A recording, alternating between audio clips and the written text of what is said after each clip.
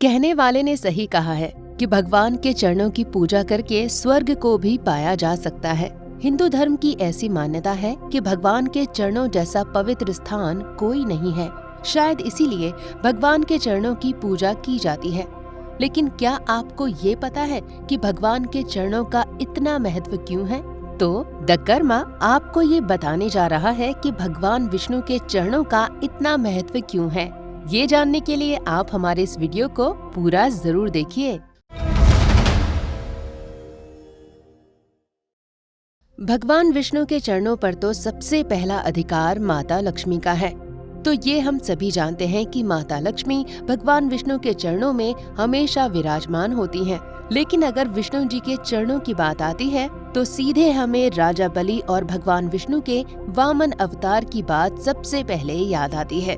जब भगवान ने अदिति के गर्भ से प्रकट होकर राजा बलि के यज्ञ में जाकर उनसे वचन लेकर सारी पृथ्वी, आकाश, स्वर्ग आदि लोकों को अपने 2 चरणों से नाप लिया था। प्रथम में सर्वान असुरान पादहस्त तलैर्विभु कृत्वा रूपम महाकायम संजहारा सुमेदिनी तस्य विक्रमतो भूमिम चंद्रादित्यौ स्तनांतरे नभो विक्रमाणस्य सखी देशे स्थिता बुभौ। वामन पुराण अध्याय 31। इस श्लोक के माध्यम से भगवान वामन ने अपने पैरों एवं हाथों के तलवों से सभी असुरों को रगड़ दिया और बड़ा ही विशाल शरीर धारण करके सारी पृथ्वी को नाप लिया। भगवान का शरीर इतना विशाल था कि जब वो अपने पैरों से पृथ्वी को नाप रहे थे तो उनके शरीर के आधे भाग से ही सूर्य और चंद्र उनकी बगल में आ गए थे। इसी तरह से भगवान वामन ने बड़े बड़े असुरों का वध करके तथा तीनों लोगों को अपने पैरों से नापकर इंद्र को सौंप दिया। तो ये है भगवान विष्णु के वामन अवतार में किए गए चरणों का प्रभाव। लेकिन भगवान विष्णु के चरणों का प्रभाव यहीं खत्म नहीं होता, बल्कि भगवान वामन ने राजा बलि को अपने चरणों के प्रभाव से पाताल लोक का राजा बनाया और एक वादा भी किया। सुतलम नाम पातालम मधस्ताद वसुधातलाद बलेर्दत्तम भगवता विष्णुना प्रभ विष्णुना अथ दैत्येश्वरम प्राह विष्णु सर्वेश्वरेश्वरः तत्त्वया सलिलम दत्तम गृहीतम पाणिना मया। भगवान विष्णु के अवतार वामन जी कहते हैं कि पृथ्वी के नीचे स्थित पाताल लोक के एक भाग सूतल लोक को उन्होंने दैत्यराज बलि को सौंप दिया और बोले, दैत्यराज बलि, तुम्हारी उम्र 1 कल्प की होगी और इस वैवस्वत मनवंतर खत्म हो जाने पर जो सावर्णिक मनवंतर आएगा तो तुम उस मनवंतर में इंद्र के पद को प्राप्त करोगे। इस समय के लिए मैंने सारी सृष्टि को वर्तमान के इंद्र को सौंप दिया है, जिसमें भगवान के चरणों से माता गंगा का जन्म हुआ। हालांकि हम लोग गंगा जी के बारे में यही जानते हैं कि उनको राजा भगीरथ लेकर आए थे। वो बात तो ठीक है, लेकिन इनका जन्म भगवान विष्णु के चरणों से हुआ था। दरअसल जब भगवान वामन अपने चरणों से त्रिलोक को नाप रहे थे तो ब्रह्मा जी ने उनके चरण धोकर उस जल को अपने कमंडल में रख लिया था। उसके बाद से ही माता गंगा शिव जी की जटाओं में आ गईं। अर्थात माता गंगा भी भगवान विष्णु के चरणों के प्रभाव से ही उद्धृत हुई हैं। तो इस तरह भगवान विष्णु ने अपने वामन अवतार में आकर अपने चरणों के प्रभाव से कितने विचित्र और संसार कल्याण परक कार्य किए हैं। आद्यया गदया चासौ यस्माद् दैत्यः स्थिरीकृतः स्थित इत्येव हरिणा तस्मादादि गदाधरः। ये श्लोक वायु पुराण के उस प्रसंग का है जब ब्रह्मा शिव समेत सभी देवता गयासुर के शरीर पर यज्ञ करते हैं, लेकिन इतने पर भी गयासुर बिल्कुल विचलित नहीं होता है।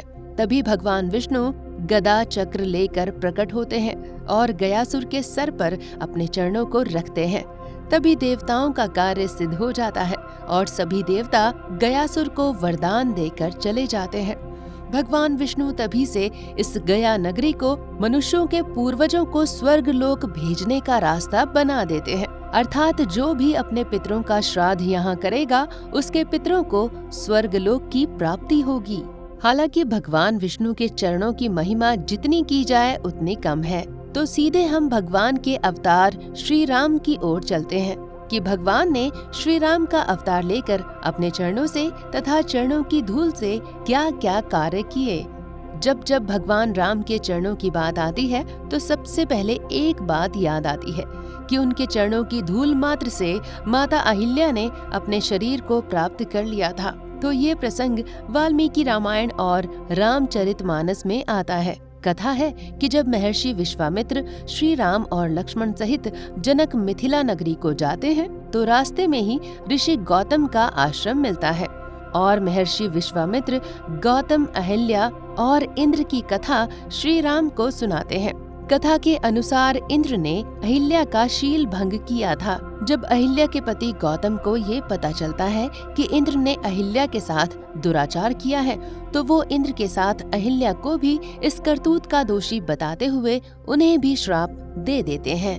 वात भक्षा निराहारा तप्यन्ति भस्मशायिनी अदृश्य सर्वभूतानां आश्रमेऽस्मिन् वसिष्यसि यदा त्वे तद्वनं घोरं रामो दशरथात्मजः आगमिष्यति दुर्धर्ष तदा पूता भविष्यसि। इस श्लोक के माध्यम से महर्षि शाप देते हुए कहते हैं कि तू भी यहाँ कई हजार वर्षों तक केवल हवा पीकर या फिर उपवास करके कष्ट में, राख में पड़ी रहेगी। कभी कोई सामान्य प्राणी तुम्हें देख भी नहीं पाएगा। जब भगवान विष्णु राजा दशरथ के यहाँ जन्म लेंगे तो उनके इस आश्रम में चरण मात्र पड़ जाने से तुम पवित्र हो जाओगी। उनका स्वागत सत्कार करने से तुम सभी दोषों से मुक्त हो जाओगी और अपने पुराने शरीर को धारण करके मेरे पास आ जाओगी। इसके बाद श्री राम अहिल्या के आश्रम में प्रवेश करते हैं। शापग्रस्त अहिल्या का श्री राम के चरण पड़ते ही उद्धार हो जाता है और वो शाप मुक्त होकर अपने पति गौतम ऋषि के पास पहुंच जाती हैं। लेकिन भगवान विष्णु के चरणों का इतना ही महात्म्य नहीं है। हम सभी ने टीवी सीरियल में देखा ही होगा कि भगवान राम के वन चले जाने पर अयोध्या में उनके चरणों की पादुका ने शासन किया था। जब श्री राम वनवास में होते हैं तो भरत जी उनके पास आते हैं और उनसे वापस अयोध्या चलने के लिए कहते हैं। अपने पिता के वचनों का पालन करने वाले श्री राम अपनी चरण पादुका भरत जी को दे देते हैं। भरत जी श्री राम की चरण पादुकाओं को राज सिंहासन पर स्थापित कर अयोध्या का शासन अगले 14 वर्षों तक संभालते हैं। देखा आप लोगों ने कि भगवान विष्णु के अवतार श्री राम के चरण मात्र पड़ जाने से आश्रम में हजारों सालों से शापित अहिल्या भी मुक्त हो गईं। और तो और श्री राम के चरणों को धारण करने वाली चरण पादुकाओं ने सारे संसार पर शासन किया। अब बात करते हैं भगवान श्री कृष्ण के चरणों की महिमा की। भगवान श्री कृष्ण का जन्म तो मथुरा के कारागार में हुआ था। जब उनके पिता वासुदेव जी उन्हें अपने सिर पर टोकरी में बिठाकर नंद बाबा के घर ले जा रहे होते हैं तो मार्ग में यमुना जी आ गईं। इसके बाद क्या होता है सुनिए इस श्लोक के जरिए। मघोनिवर्षत्य सकृत्यमानुजा गंभीर तोयौ घजवोर्मिफे नीला भयानकावर्त शताकुला नदी मार्गं ददौ सिंधुरिव श्रियः पते। इस श्लोक के माध्यम से शुकदेव जी कहते हैं कि जैसे ही वासुदेव जी कारागार से निकलते हैं तभी बड़ी जोरों की बारिश होती है और यमुना में पानी तेजी से बढ़ने लगता है। दरअसल यमुना जी भगवान श्री कृष्ण के चरणों को छूने के लिए बेकरार हो रही थी।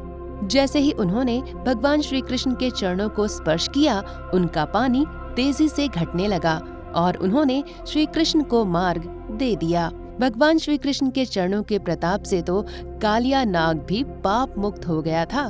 पौराणिक कथाओं के अनुसार कालिया नाग और गरुण जी एक दूसरे के दुश्मन थे। गरुण जी एक श्राप की वजह से यमुना जी के अंदर प्रवेश नहीं कर सकते थे। इसका फायदा उठाकर कालिया नाग ने यमुना जी के अंदर शरण ले रखी थी, लेकिन कालिया नाग की वजह से यमुना जी का जल जहरीला हो चुका था। श्री कृष्ण ने यमुना जी के जल को शुद्ध करने के लिए कालिया नाग का दमन किया और उसके फनों पर अपने चरण रखकर नृत्य करने लगे। जब कालिया नाग ने उन्हें ये बताया कि अगर वो यमुना छोड़कर जाएगा तो गरुण उसे मार डालेंगे, तब श्री कृष्ण ने कालिया नाग के फनों पर अपने चरणों के निशान बना दिए और कहा कि मेरे इन चरणों के निशान की वजह से गरुण उसे मार नहीं पाएंगे। कहते हैं कि तभी से नागों के सिर पर भगवान श्री कृष्ण के चरणों के निशान पाए जाने लगे। भगवान कृष्ण के चरणों के प्रभाव से और भी अनेक राक्षसों का कल्याण हुआ। तो कहने का मतलब सीधा सा है कि भगवान विष्णु ने अपने अवतारों तथा अपने चरणों से अनगिनत लोगों का उद्धार किया और आगे भी करते रहेंगे। किसी ने भगवान कृष्ण के चरणों पर बहुत अच्छा कहा है। अविस्मृतः कृष्ण पदारविंदयो क्षिणोत्य भद्राणि श्रमं तनोति च सत्त्वस्य शुद्धिं परमात्म भक्तिं ज्ञानं च विज्ञान विराग युक्तम्। श्री कृष्ण के चरण कमलों का स्मरण सदा बना रहे तो उसी से पापों का नाश, कल्याण की प्राप्ति, अंतःकरण शुद्धि, परमात्मा की भक्ति और वैराग्य युक्त ज्ञान विज्ञान की प्राप्ति अपने आप ही हो जाती है। अर्थात भगवान कृष्ण के चरणों का ध्यान मात्र करने से संसार की हर वस्तु को प्राप्त किया जा सकता है। तो दोस्तों, आप जब भी भगवान विष्णु की भक्ति करें तो उनकी चरण वंदना करना न भूलें, क्योंकि भगवान विष्णु और उनके अवतारों श्री राम और श्री कृष्ण की चरण वंदना से ही हमें मुक्ति मिल जाती है। अगर आपको हमारा वीडियो पसंद आता है तो इसे लाइक जरूर करें, और अगर आप हमारे चैनल से जुड़े वीडियोस को देखना चाहते हैं तो हमारे चैनल द कर्मा को जरूर सब्सक्राइब करें। धन्यवाद।